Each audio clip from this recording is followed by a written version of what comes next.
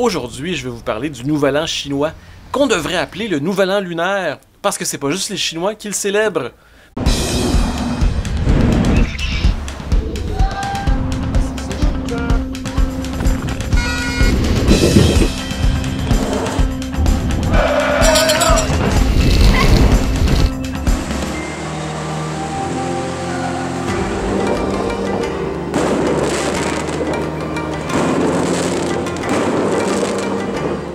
La première fois que j'ai célébré le Nouvel An lunaire, j'étais à Beijing en Chine.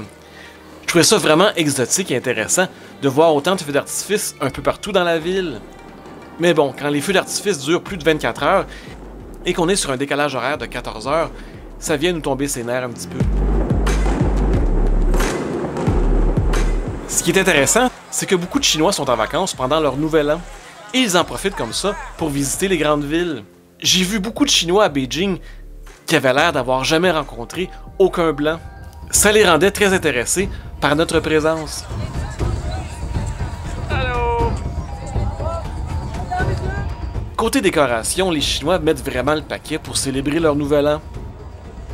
Bon, à Montréal, les célébrations sont un peu plus modestes, mais quoi de mieux que le quartier chinois pour bien en profiter? On nous avait donné rendez-vous à la place Sun Yat-sen pour les célébrations.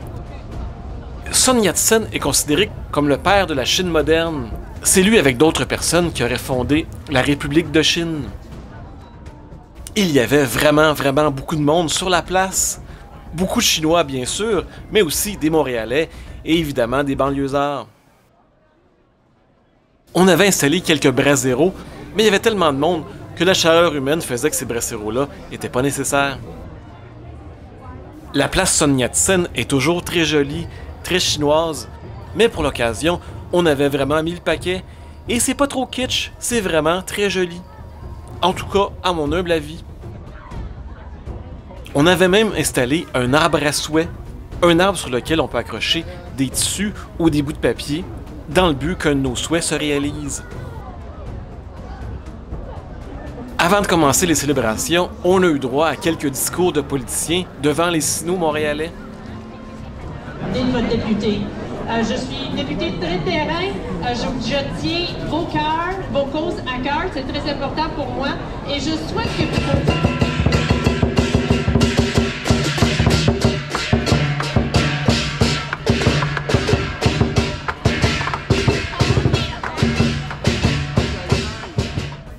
Et c'est parti pour les célébrations.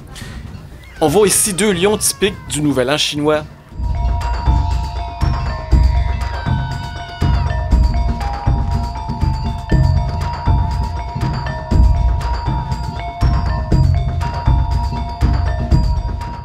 Ils vont être rejoints par un grand dragon qu'on voit ici au loin. D'abord, je tiens à souligner que le Nouvel An chinois se fête jamais à la même date. Il faut compter 13 nouvelles lunes après le dernier Nouvel An lunaire pour faire un nouveau Nouvel An. Comme j'étais occupé à filmer le décor, j'ai perdu un petit peu la parade, mais je savais où il s'en allait. J'ai donc retrouvé les colorés personnages devant le Palais des Congrès, ce qui est un peu la limite ouest du tout petit quartier chinois de Montréal. D'ailleurs, si les informations du quartier chinois vous intéressent, je vous invite à aller voir la vidéo que j'ai faite avec DJ Org sur le sujet.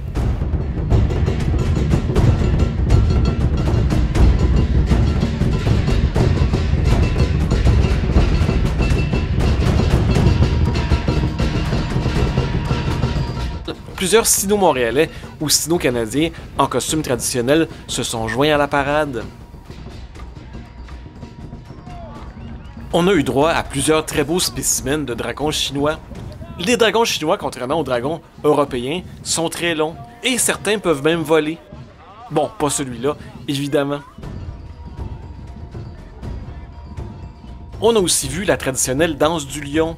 Ce qu'on a vu s'appelle plus précisément le Kai King, ou la cueillette des vers. Les lions passent de porte à porte pour manger des légumes verts. C'est supposé porter chance aux habitants de la maison ou de la boutique qui offrent le légume. Normalement, avec les légumes verts, il y a aussi une enveloppe d'argent. Les lions vont manger puis recracher le légume et garder la petite enveloppe avec l'argent. Tout ça pour apporter le bonheur et la chance à ceux qui ont fait l'offrande.